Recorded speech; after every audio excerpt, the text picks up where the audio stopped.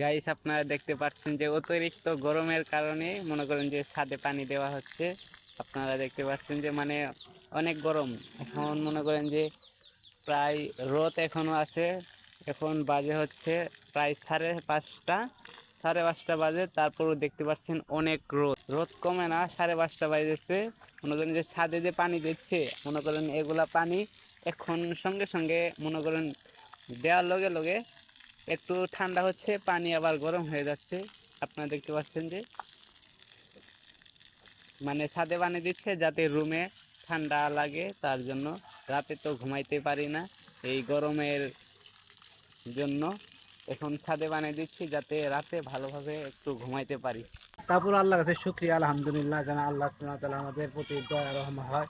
যদি আল্লাহর যদি রহম যদি নাই হতো তাহলে কিন্তু এই দুনিয়াতে আমরা বাস করতে পারতাম না। তাই সদা সর্বদা যে হালতে থাকি না কেন আল্লাহ শুকরিয়া আদায় করতে হবে আলহামদুলিল্লাহ। এখন বুঝেই তো ভাই, বুঝতে যাদের ছাদ আছে কিংবা মোটর আছে তারা তাড়াতাড়ি ছাদের উপরে পানি দেন, আর রাতে ভালোভাবে ঘুমাইতে পারবেন। ওকে, ধন্যবাদ, ভালো থাকবেন।